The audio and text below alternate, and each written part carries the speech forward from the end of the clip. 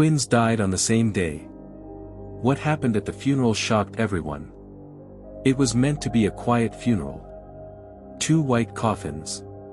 2 siblings, Noah and Nora, gone on the same day. Under dark clouds, friends and family stood in silence, crying, clinging to each other, trying to say goodbye.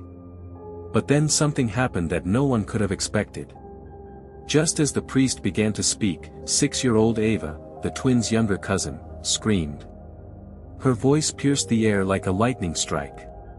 She pointed at one of the coffins and cried, "Noah's moving." I saw it. Everyone froze. Then came a sound, a soft knock from inside the coffin. Gasps filled the air. Some people stumbled backward. Was it real? Were they imagining it? Chaos broke out. Phones dropped. People screamed.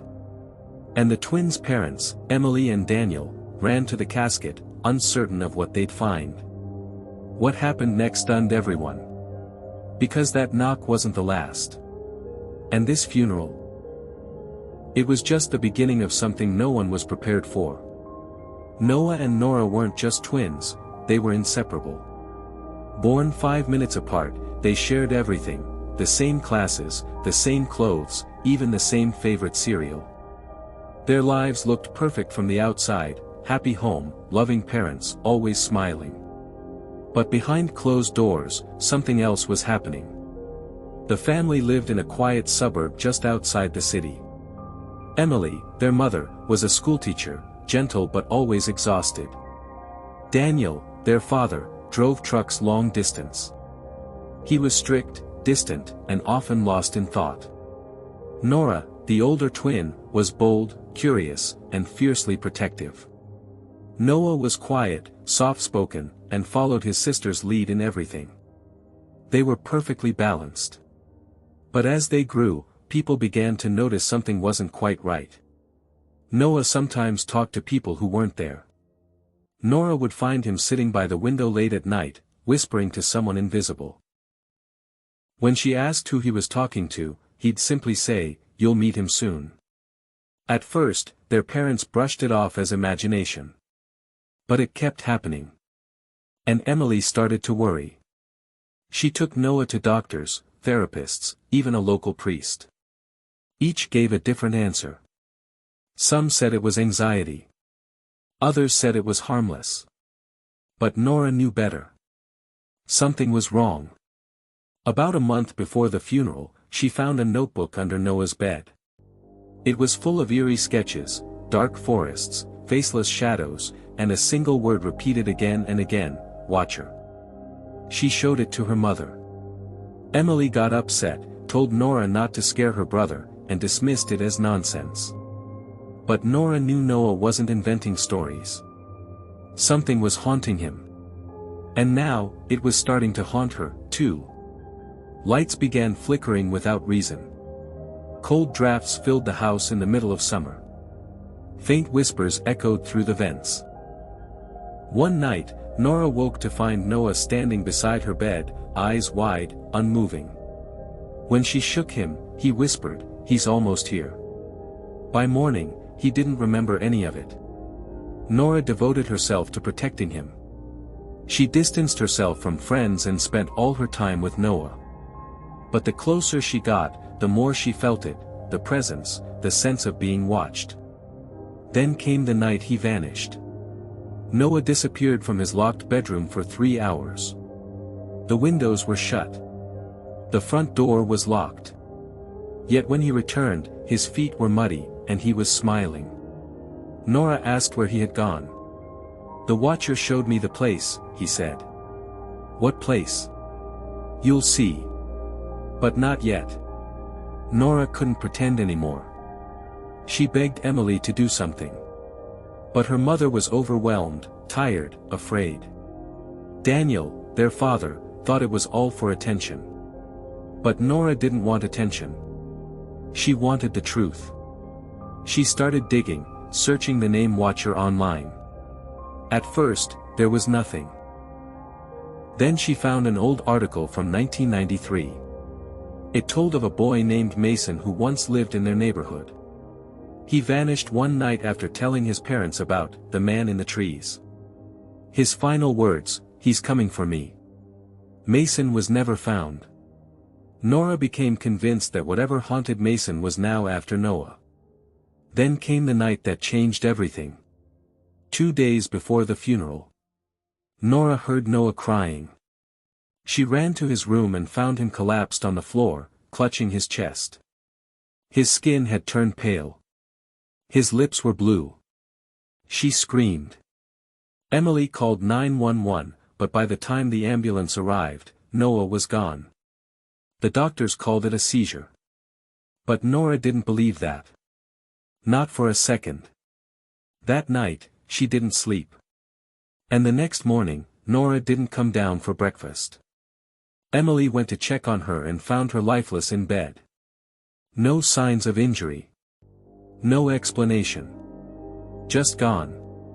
2 twins, gone within 24 hours. The town mourned. People called it a tragedy. Doctors said Nora died from the trauma. But behind the scenes, whispers spread, about curses, about the watcher, about what the twins had seen. So, the funeral was arranged. 2 coffins. 1 farewell. But no one knew the story wasn't over. And when Noah knocked from inside his coffin, everything changed, because some secrets refused to stay buried. Some doors, once opened, can never be shut again. And whatever came for Nora and Noah, it still isn't finished. The knock was real. Daniel hesitated only a second before throwing the coffin lid open. Inside, Noah's pale face was still. Eyes closed. Not breathing. But his fingers twitched. Gasps rang out. Someone screamed. Emily dropped to her knees beside her son, whispering his name over and over. Noah. Noah, come back. Please. And then, his eyelids fluttered. Noah gasped. His eyes flew open, wild, searching. Where's Nora? He whispered, voice hoarse and cracking. Where is she? Emily wept. Daniel held his son tightly, but Noah pushed them away, panicked. No, you don't understand. He's still here. He let me go, but only to bring her back. People backed away. The priest clutched his Bible. No one knew what to say. Paramedics rushed forward, but Noah refused to let them touch him. Don't take me to a hospital. It won't help. What do you mean?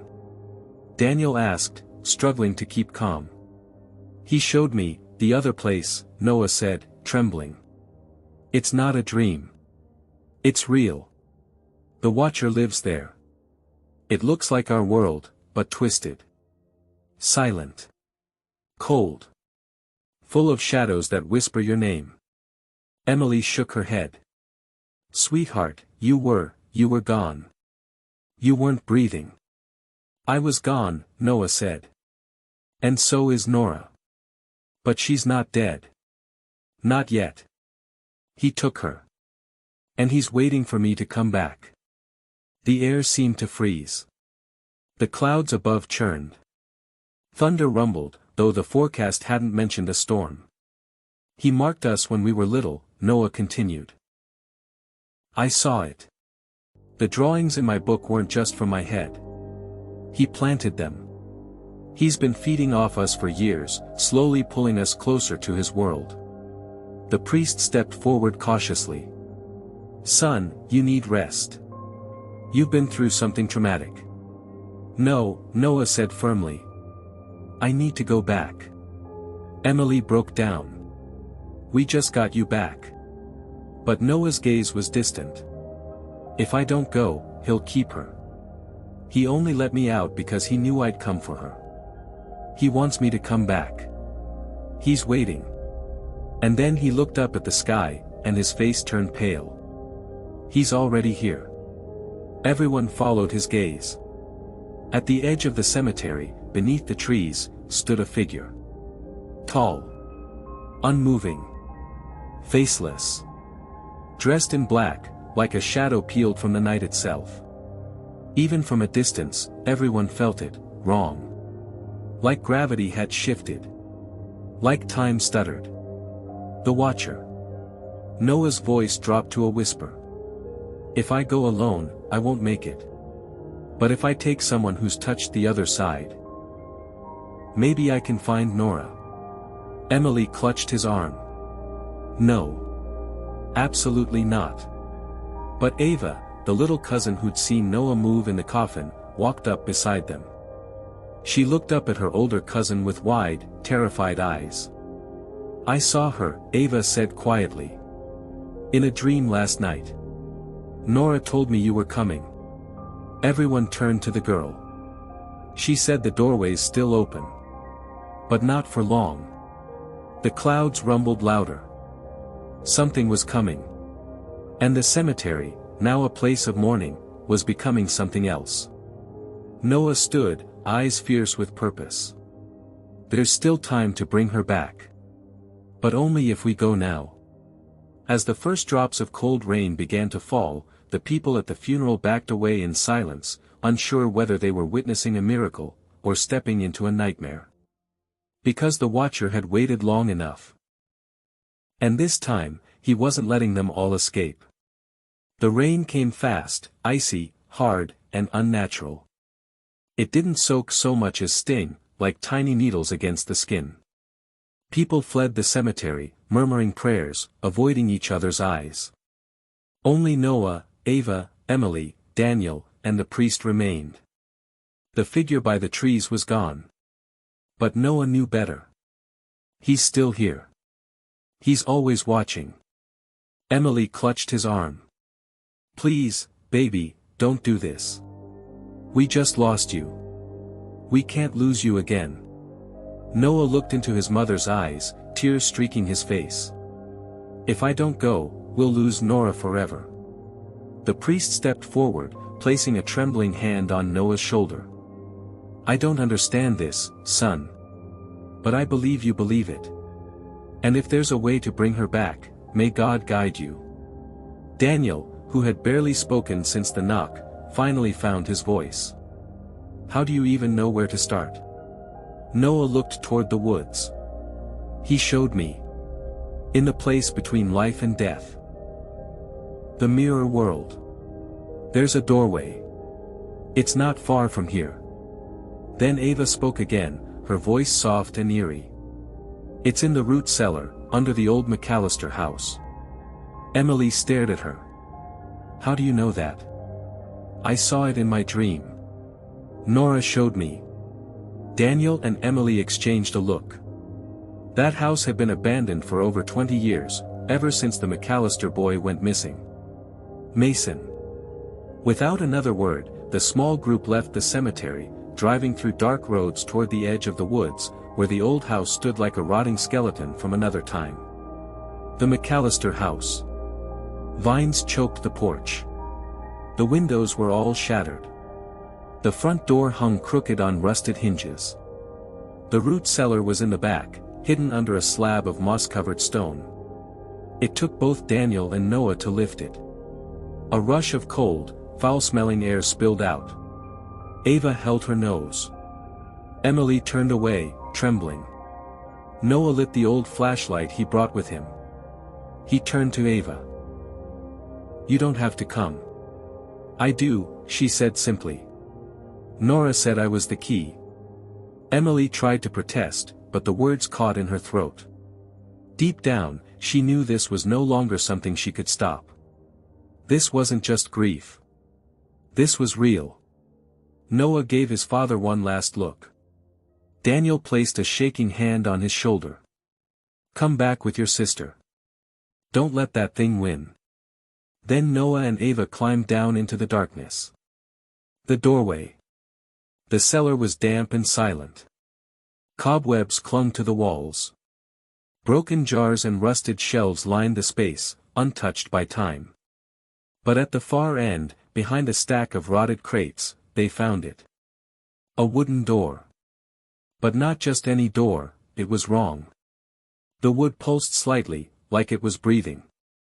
Carved into the frame were the same symbols from Noah's journal. And in the center, burned into the wood in a child's handwriting, was a single word. Watcher. Noah swallowed. This is it. He reached out. And the moment his fingers touched the wood, it opened on its own. No hinges. No sound. Just a yawning blackness filled with whispers. He looked at Ava. Stay close to me. Don't speak unless I do.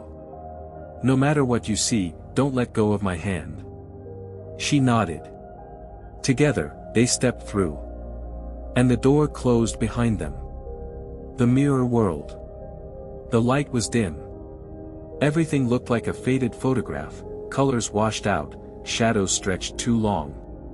They stood in a perfect copy of the McAllister cellar, only emptier, like the house had been forgotten for 1,000 years. Where are we? Ava whispered. Not quite dead, Noah said. Not quite alive. They walked through the cellar into the house above. It was identical to the one they just left, but the air here moved, not like wind, but like it watched. And the silence pressed against their ears like cotton. Then they heard it. Footsteps. Light. Bare. Coming from upstairs. Noah gripped Ava's hand tighter and started up the stairs. Each step creaked, just like home. And at the top, standing at the end of the hall, was Nora. She looked pale, dazed, her eyes glazed, but alive. Nora! Noah cried, running forward. But before he could reach her, she lifted one hand. Don't come closer. He's near.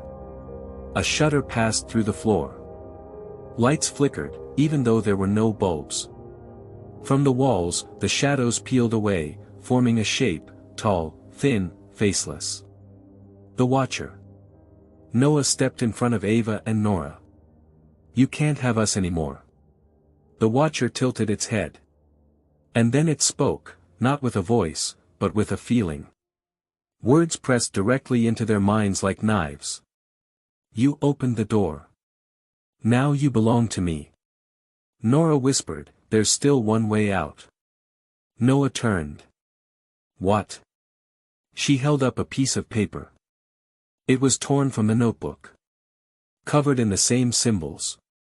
He can't follow where he hasn't been invited. What does that mean? It means you have to seal the door, from both sides. Noah's eyes widened. But if we do that, we're stuck here. I know, she said. But Ava can go. She's never been claimed. The Watcher stepped forward, growing larger, darker. Noah turned to Ava.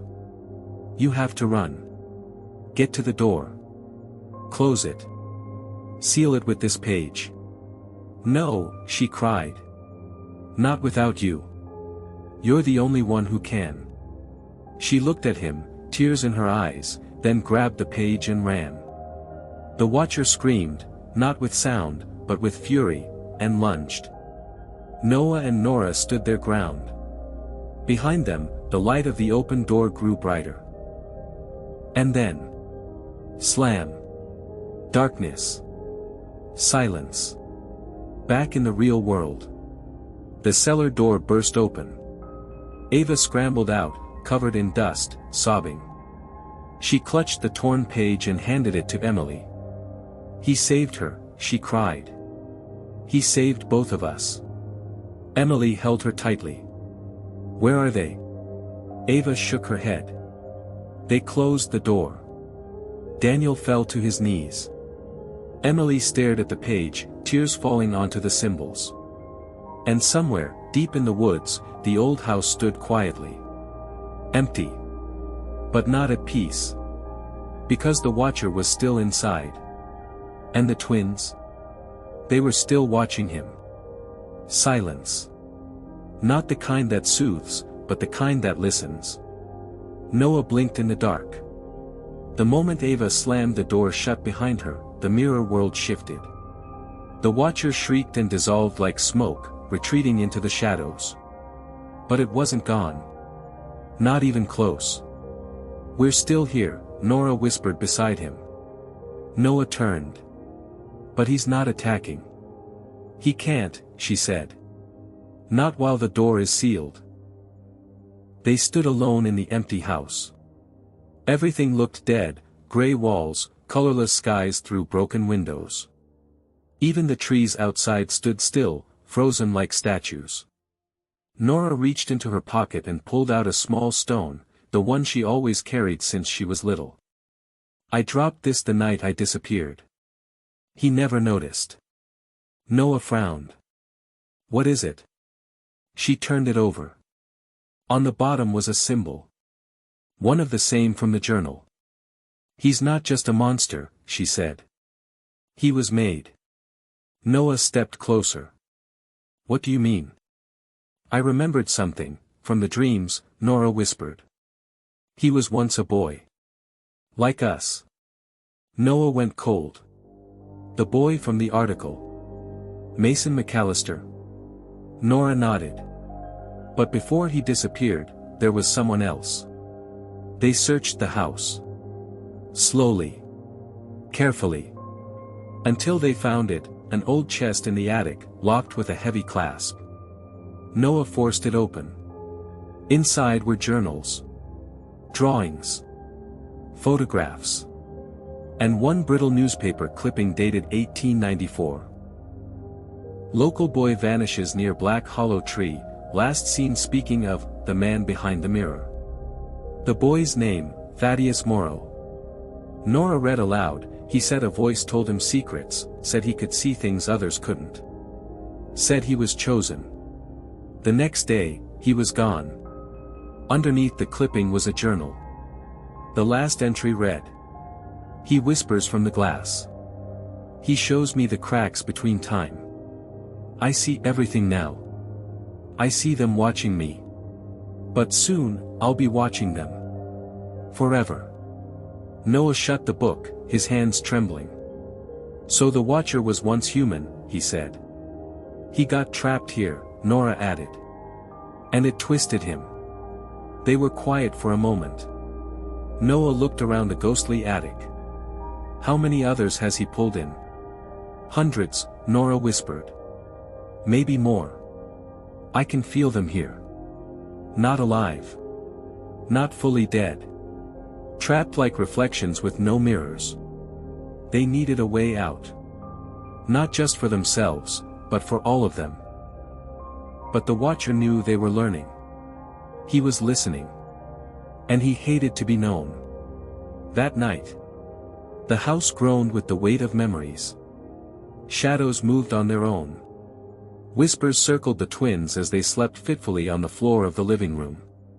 At midnight, the walls began to bleed light. Noah sat up.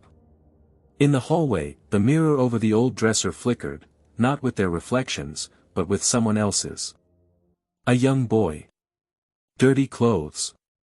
Hollow eyes. "Mason?" Noah asked, approaching slowly. The boy nodded. "You were taken." "Yes," Mason said. "But I remember who I was now. And I remember how to get out." "How?" Nora asked, appearing behind Noah. "There's a second door," Mason whispered. "One he doesn't know about. A back door, buried beneath the Black Hollow Tree. That's where it all started. And that's where it can end." "Why are you helping us?" Noah asked. Mason's reflection flickered, turning momentarily into the Watcher's faceless form, then back again. "Because I don't want to be him." The tree. It took them a day to find it. A twisted black tree in the middle of a dead field. It loomed over them, roots like fingers, bark like charred skin. At the base was a hollow, just big enough to crawl through. Inside, they found bones. Names carved into the roots. Names they recognized. Thaddeus. Mason. Caleb. Then they found a stone door, buried beneath layers of tangled roots. Noah reached for it, but Nora stopped him. "Once we open it, we don't get to choose what comes through. I know, he said. But this might be the only chance we get. They pressed their hands to the door together. It glowed. Then opened. On the other side. They didn't return to the real world, not quite. They arrived in between, a place that touched both sides. A crossroads. There, the Watcher waited, more monstrous than ever, shadows swirling around him like a storm. But this time, he looked different. Smaller. Weaker. Nora stepped forward. You weren't always this way. The Watcher froze. You were scared. Forgotten. Pulled too deep. Noah added, but you don't have to stay like this. Let them go. Let yourself go. The Watcher tilted his head, confused, like a child. The shadows around him quivered. And then, he screamed. Not in rage. But in grief. The twins stood their ground, light building around them from the symbols on their arms, marks they hadn't noticed until now. The light grew until it engulfed everything. The Watcher's scream faded. And the world went white. Back home. Emily was washing dishes when she felt it, a warmth in her chest, sudden and overwhelming. She turned. And there they were.